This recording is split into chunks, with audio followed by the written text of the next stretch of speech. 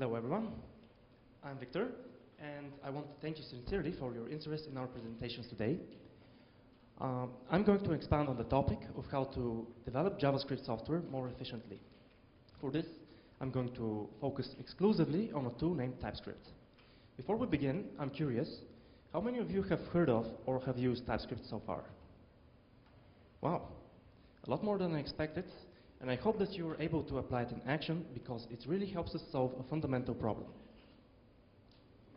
And the problem is that JavaScript is a dynamic language. And dynamic languages are hard to verify for correctness. We have to take our code and run it in a context to see if we get any errors during its execution. In a classical sense, that context is our client's web browser opening our website. But in my experience, I haven't worked on a web application where the following formula is not in full effect. Errors equal more code squared. Meaning that the more JavaScript code we write, the more errors that we're going to get. The main reason for this, I think, is that we really lack a standardized set of JavaScript development tools. Let me illustrate the statement. When we think about developing a Java application, we immediately think of using Eclipse or NetBeans to get the job done. For C#.NET applications, Visual Studio, no doubt. What about JavaScript? I, for one, can't think of a single standalone solution that can completely assist me in the development phase. And even if I do, the person next to me is going to have a totally different idea of how to get this done. We are then put in the ultimately dangerous situation where we develop JavaScript with no tools at all. We run the increased chance of having silent but deadly errors show up in our code. And these errors can get through multiple cycles of testing, deployment, and be discovered only after we have deployed a production version. This process can take up to several months, and the people in management are going to react like this.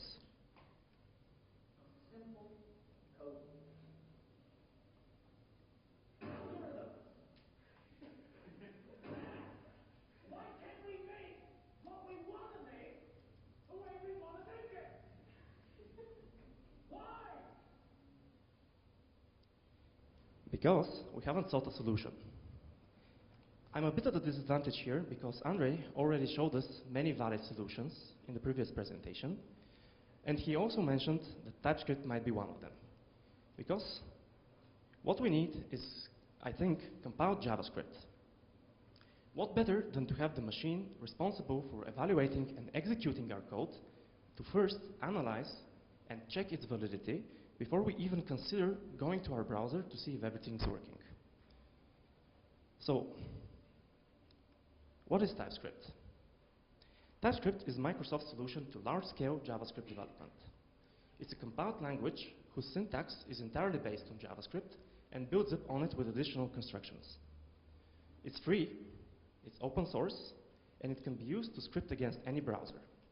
With the help of Node.js, a runtime for desktop execution of JavaScript applications, we can also create applications for any operating system. Lately, we also have frameworks like Apache Cordova or native scripts that allow us to also write mobile native applications with HTML and JavaScript and in transitivity with TypeScript. On top of all this, we're getting more and more integrated development environments like Visual Studio, Eclipse to support TypeScript as a development plugin and increase our productivity. Considering all of this, we can see that TypeScript can be put to almost any development purpose.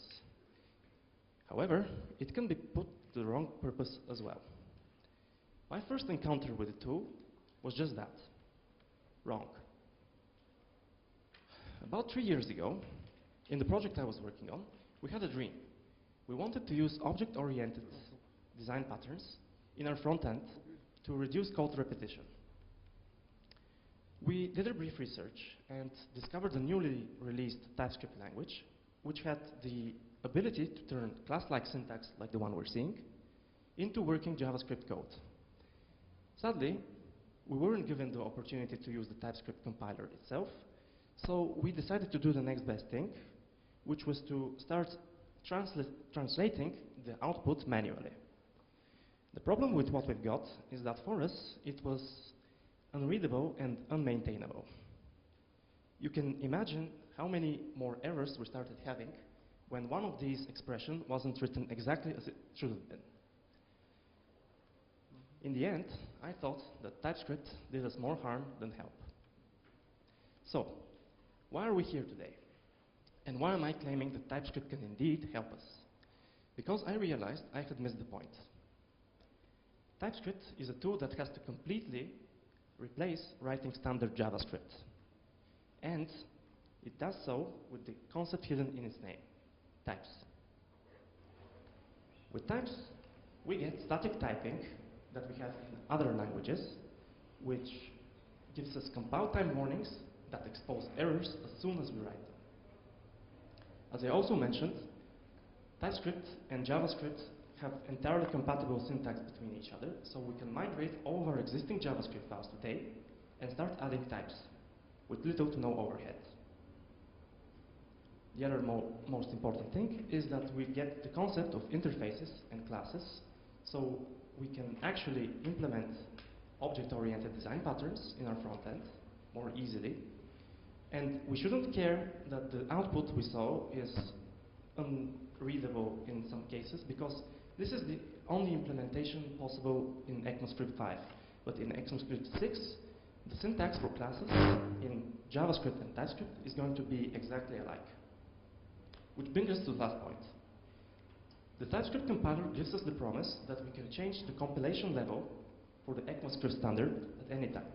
So currently, we ought to keep this at ECMAScript 5 because most browsers can only interpret such code. But when ECMAScript 6 becomes the de facto standard, we can easily switch to it and benefit from the possible optimizations. Before we jump into the demo, I want to cover some of the basic syntax in TypeScript, and mainly the type definition. Unlike most type languages, where the type name precedes the variable name, in TypeScript, this is after the variable name, separated by a colon. The primitive types are the same ones we have in JavaScript: Boolean, number, string, array, and object. And we also have the void keyword, which allows us to define functions that have no return type at all. We're not limited to primitive types, of course. We can have more complex structures, like function signatures, which consist of arguments and its return value. The arguments are nested within brackets and separated by commas, and each of the arguments can also have its own type. The arrow then points to the return type of the function.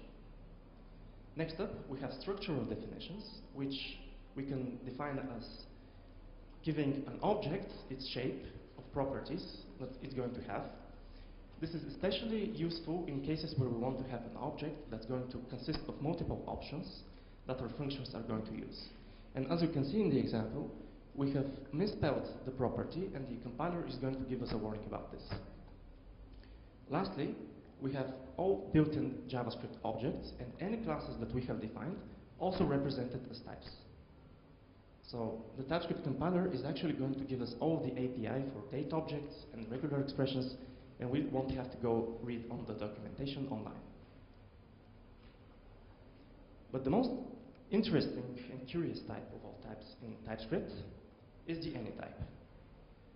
Because in TypeScript, variables automatically infer the type of the value that we set initially. Like in the first example, this is going to be a number. We may have a case where we later reuse this variable with another type. In this case, the migrated file is going to give us compile warning, and the only way we can work around this is to explicitly set the variable as any.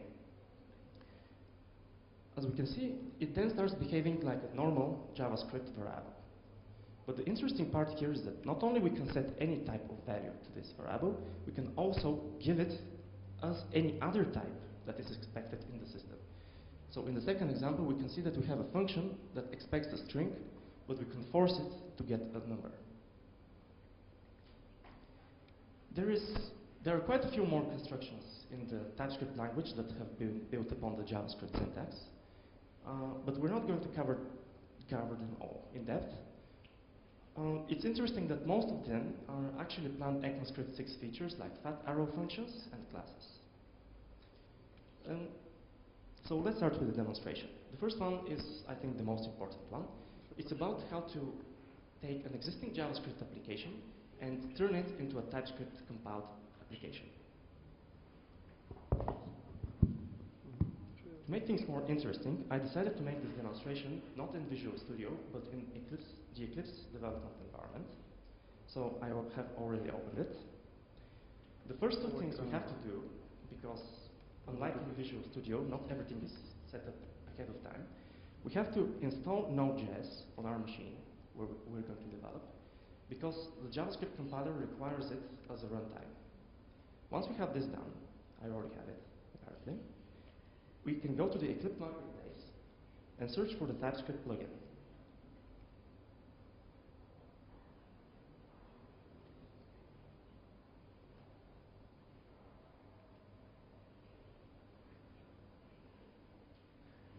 Okay, I think the connection is a bit slow. Excuse me. So the first search result we're going to get is actually the plugin that we are going to use, as long as it shows up. Yes, here it is. So I have this installed as well. We then have to have an application that we want to migrate. In my case, I have written this small app, which represents an animated clock in the browser. So I'm going to run it. I think I ran the wrong file.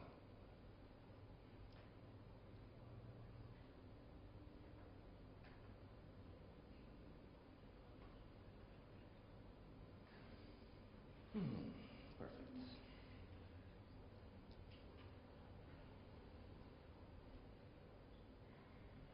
Okay, it should start now.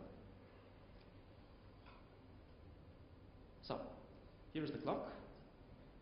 It's not a complex application as I would have wanted to show, but it should help us illustrate the most important things in TypeScript. One thing I'm noticing is that the time is incorrect. We have to see what's going on. We can pause the clock by using this button, and we also have functionality to change the... Okay, we don't have functionality to change the hours. So let's see what's going on. Our JavaScript file looks fine. In Eclipse, we're not going to see anything more than we already have. And to be honest, I don't want to go to the browser to see what the errors are. Apparently, we're going to catch them that way. But we want to demonstrate if there's an easier way. I'm going to duplicate this project, and I'm going to rename it TypeScript clock.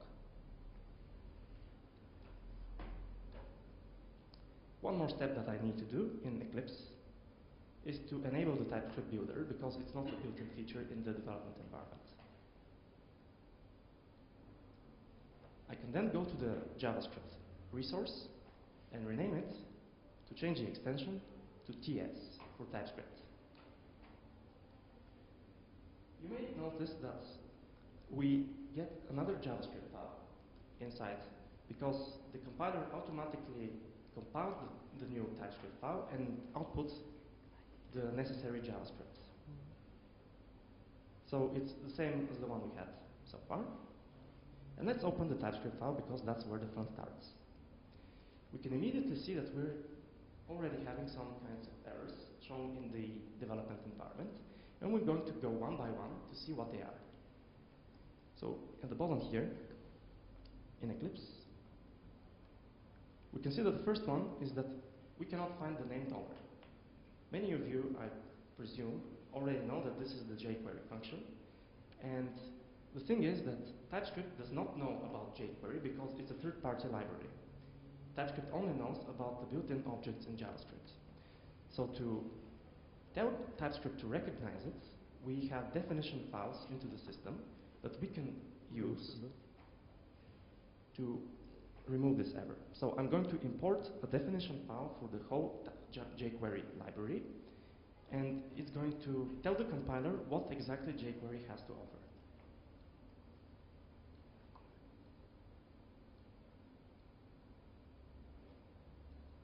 So I can open the file that represents the definition for jQuery, and we can see that nowhere inside are any kinds of implementations. So this file will not take care of implementing and defining jQuery. It's only going to do its purpose to tell the compiler what jQuery is. And we can see how this is going to benefit us in a bit. The first benefit is that we stopped having the compiler warning that the dollar function is undefined, and we started having other stuff. So let's see what's going on here. First of all, this is a polyfill. I guess most of you know about this practice. We want to have the request animation frame to be defined on any browser that we open, and in the worst case, we're going to use set timeout to make the animation possible. However, the compiler is telling us that we have a function that returns void, but it's not assignable to a type that expects the return type to be a number. So what's going on here is that the last polyfill, which is using set timeout, actually doesn't return the ID that we need to cancel the animation. So this is a bug that we will have caught only if we run this code in a browser that didn't support any of the animation frame functions. For example, Internet Explorer 8. And then we have to debug why we're not able to cancel it, see that we're getting an undefined result, and then see that we are missing the return statement. But the compiler warned us that we missed something much sooner. The next error is, I think, the most common one. We have a function that has an argument, and inside the function we use the argument, but the names are so alike that we miss that we have misspelled it and we're missing an S. So I'm betting that this is the reason why our adding hours and removing hours button was not working. The second most common error that we're going to have when we're migrating is when we're reusing variables set with an initial value and then setting another type of value, as we discussed. The easiest solution here is to use the any type.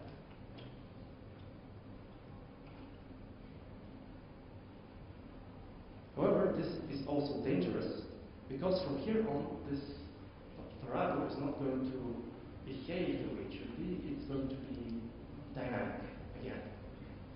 And the last mistake, it seems that I'm sloppy and I tend to mix up the variable names in any kind of way. And the compiler is telling me that currently this option in the CSS that I want to set is also incorrect. And with this, I think that all the errors are gone. So we can run again the application and see if anything is fixed.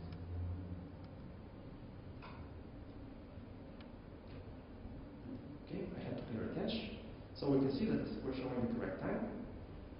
The clock is working, and we can shift hours back and forth.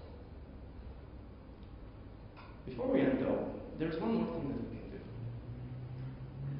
Let's add types everywhere to make the code a bit safer for the future.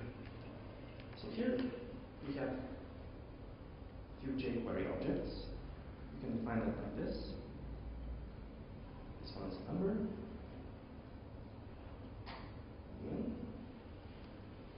And let's set the return types of all functions. I think most of them are void. So I'm just going to make them void. We can also give the argument here a type as well. This is a string. Another jQuery object. Casing is important.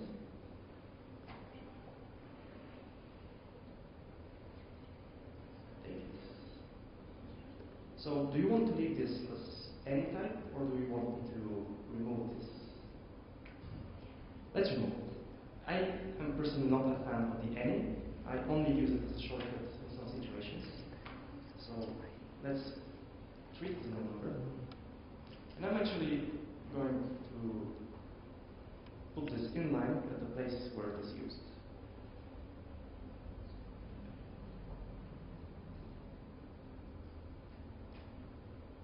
Okay?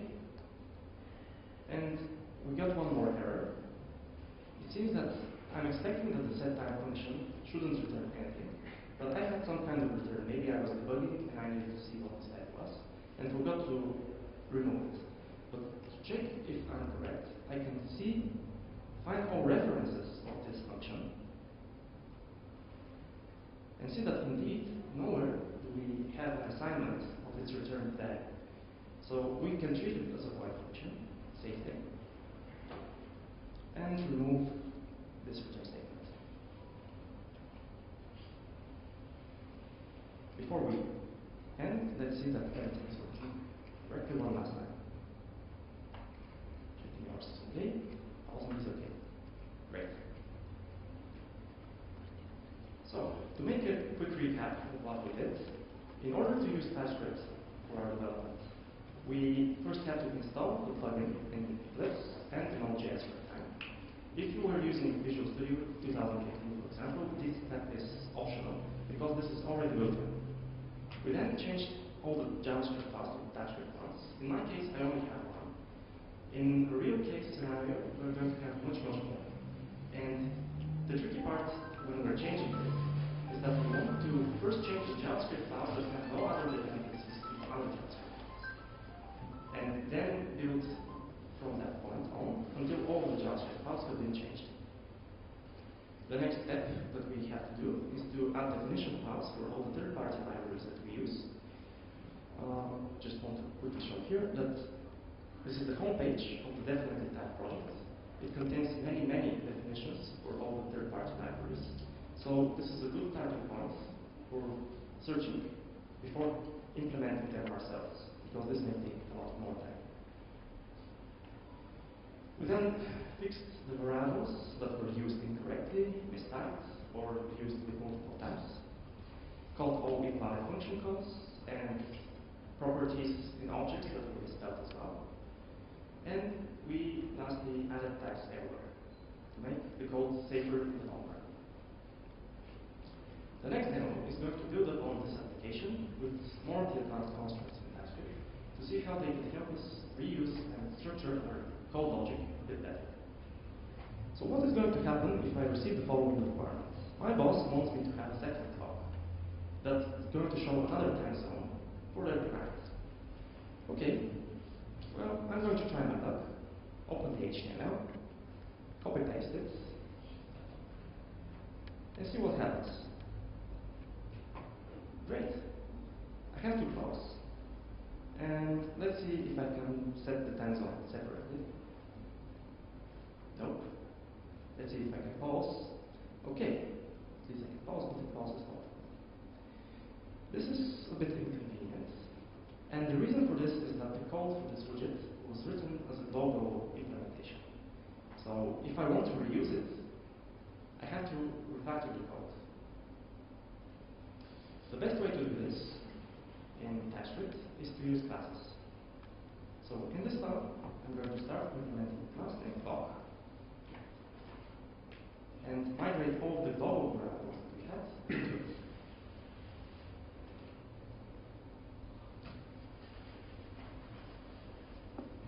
So this way I can define fields in the class, as in most programming languages that have object-oriented patterns.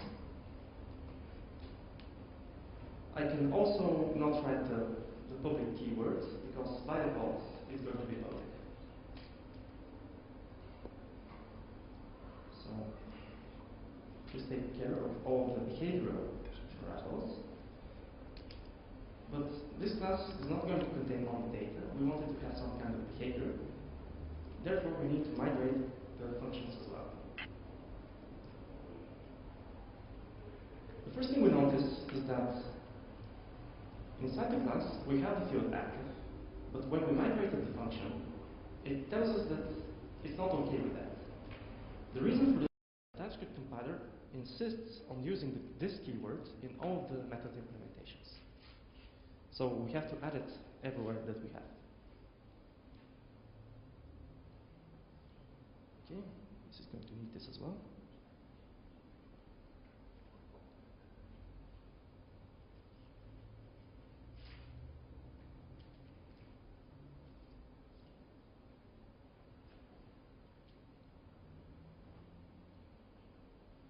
Maybe I need to copy it to make this faster. Right, so we added this function. I think there's one or two more, so it won't take much longer.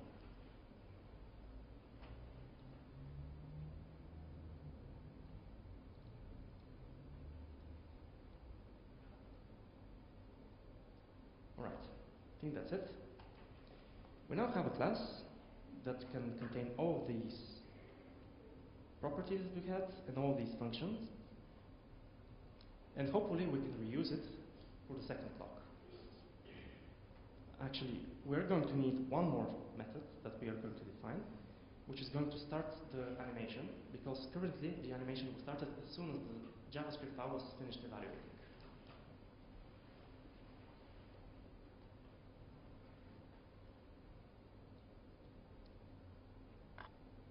Okay, so we no longer have any global code, which is very well. Does anyone of you know that why we're going to have an error or problem with this line of code? If you have used the set timeout functions and request animation frame functions with a function that depends on the this context, you may know that when this function is actually executed, the this context will no longer be what we want it to be, it's going to be the window. So one of the two ways to fix this problem before we encounter it is to bind this function before we pass it with the this of the current function. But there's one more interesting way we can achieve this, because we have this call one more time. We can use the fat arrow function that I mentioned that are going to be part of the ECMAScript syntax. Their behavior is that they save the this context of the place where they're created as well.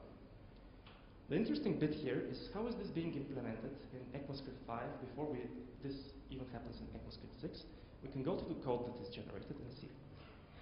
So we can see that it has used the classical function statement, but has changed the this variable inside of it with the one that is preserved before creating it. So these are the two ways that you can preserve the this context in TypeScript. Because the dangerous thing about bind is that it's kind of a modern function in JavaScript and may not work on older browsers. Alright, so we created a class, but we don't assume that this definition is going to automatically start our widget. We have to, of course, create an instance. Let's name it block 1. And another one for the second block.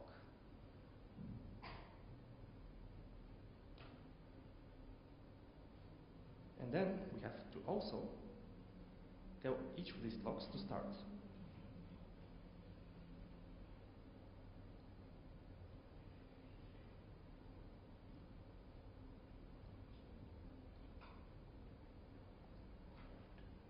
Okay, is it working? No, the animation is broken for some reason. And also none of the buttons are working. Great. Well, we have to see what's going on. First of all, in our HTML file, we're using inline handlers for the buttons, which meant that these buttons depended on the global functions that we previously had, but we are now using instance methods inside our blocks, so we have to change them here as well.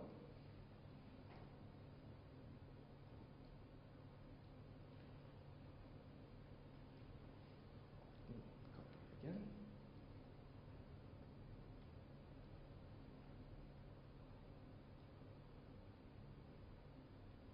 Now maybe some of you have some feelings about me using inline handlers. I'm not a big fan of them as well, but for the purpose of this demo, I decided that it's going to be the easiest. Okay, so at least the buttons are now working, but we're still sharing the clocks. What's going on? Well, when I copy-pasted the HTML code, I did an error that I assumed that we don't have any elements that are unique, but what we actually do. We have to change the ID of the widgets so that we can differentiate between the elements inside the HTML. But what does this mean? Inside our class, we depend that this ID is going to be live clock. And now we have to have a different ID for each of the clocks that we have. So we have to define a constructor.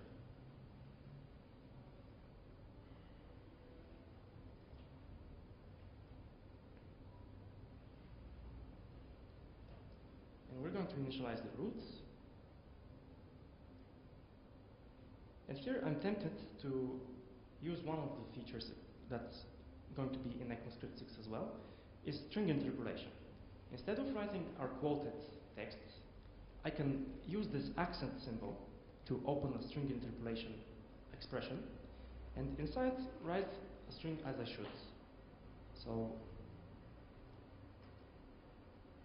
let's do it like this. Or no, actually, we're going to pass live clock as well. So if I want to nest a variable inside the string, I can use this dollar and curly brackets, and inside them tell the name of the variable that I want. And let's see what happens in the JavaScript code is that actually we're having the classic string concatenation. But in our TypeScript code, I think this is a bit more readable because we don't have to tear our string into pieces and add them to each other.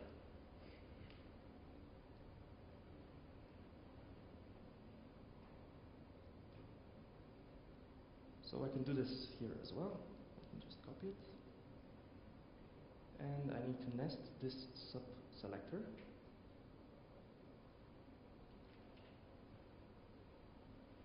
And then remove the initial values because they're now redundant. Now we're having errors where we create the clocks. Because we now have to pass this variable in order to construct the instance.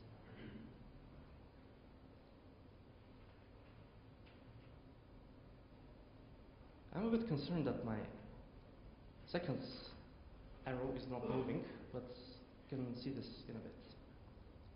Let's first see that we're able to manipulate both of the clocks separately.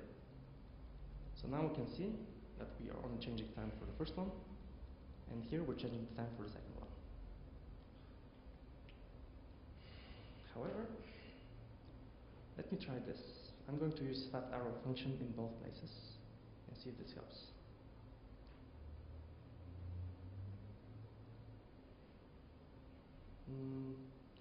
Not really, because I'm not executing it.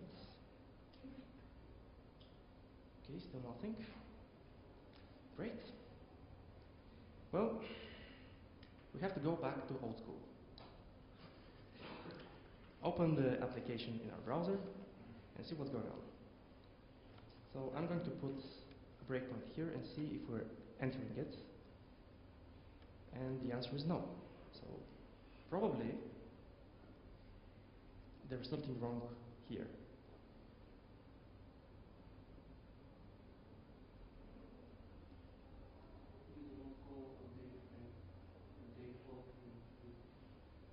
Well, it should be calling it here after we set the time. That's why I'm looking at the call stack. So if I continue,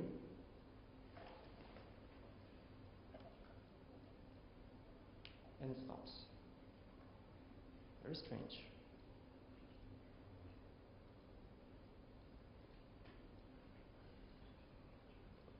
Okay. Let's try then. Oh, I made this mistake here as well. I didn't invoke the function in the anonymous function that I created, so it wasn't actually being called, it was just being referenced. Great. Remove the breakpoint, and voila, it's working. Okay, so now I have a second requirement from my boss. He wants me, the second clock, to not be analogous, to have the seconds hand moving all the time. He wants it to move at increments, like a normal clock. And I can make one thing. I can copy this class,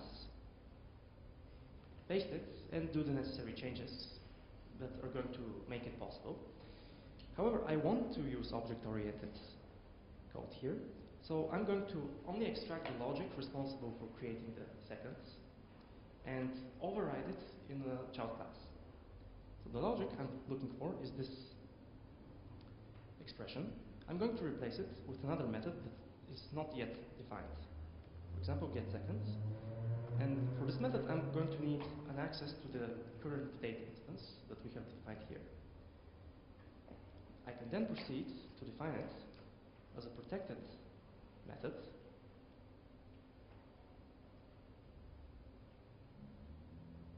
like so, and return the expression that we cut. Let's see that everything is working. Okay, so far so good. The second step that I want to make is to create another class.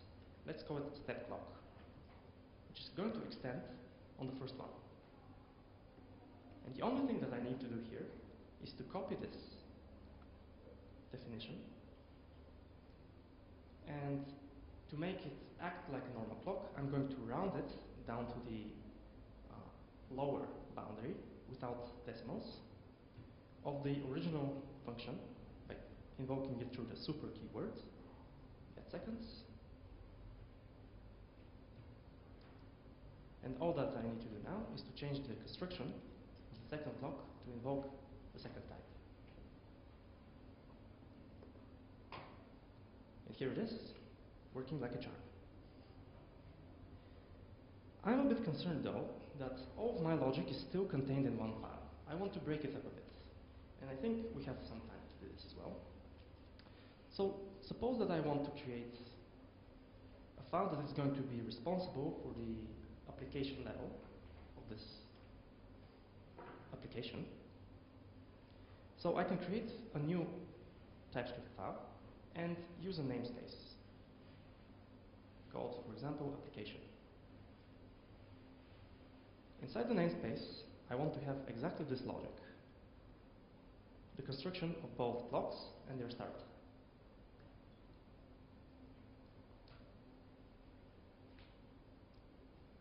However, this file will not know about this class unless I add a reference link, which is, if you have used Visual Studio IntelliSense for JavaScript, you should be familiar with this syntax. I actually forget it every time, but thankfully we have it on the home page of Definitely Typed. So it's a pseudo comment with XML syntax in which I can give the path of the file that I want to reference. So in this case, it's going to be clock.ts, which is going to contain only the definitions for the classes of the clocks.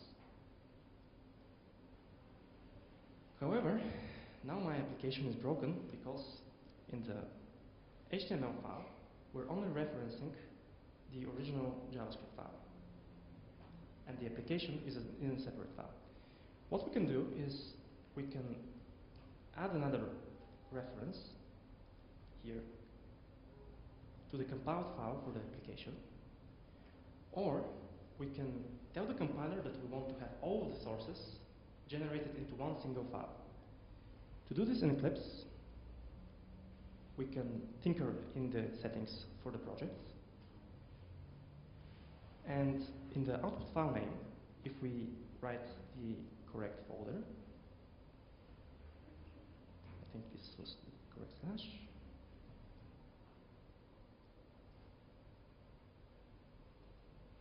We should have, yes, here it is. The application file is appended where it should be, because it's very important that this definition is after we have defined the classes, otherwise we're going to have a runtime error during evaluation. So the compiler automatically joined all of the files and in the correct order. This is once again going to break my inline behavior handlers, because we're no longer dealing with the global clock1 object. We put it in the namespace, so we also have to append the name of the namespace here as well. I really should have done this with add handlers in the code and not in line, sorry. Okay, so let's check our once again.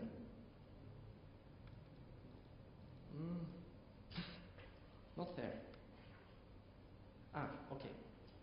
I missed one thing in the application namespace. Everything, because this is actually implemented as a module in JavaScript, if we want to make something public inside this module, we have to also say that we want to export it. Otherwise, it's going to be truly private inside this module and only be usable within these two brackets. But when we say export, we can now access it the way I want it to access in the inline handlers. Okay, so we can see that we no longer have this undefined variable name problem. And I think that's it about this demo as well. So I have compiled a list of a few resources that we can review if you're interested in using TypeScript. The first one is the official Microsoft handbook describing all the constructions inside of the TypeScript syntax. The second is another presentation by a colleague, Ben Smith, which also presents the same topic in another way. You may find it useful to review it as well. But more importantly, I think, is I don't want to pressure you into thinking that TypeScript is the only solution available. There are many, many code converters, as Andre said, that exist already, and we can use them. And I have found this link where we have 40 or 50 different implementations of code converters for JavaScript. So you can go there, review them one by one, and choose the correct one for you. But if you have chosen to use TypeScript, then you'll definitely find the definitely typed project to be very useful, because it will take care of definitions that you're going to need for third-party libraries. And we have reached the time for questions.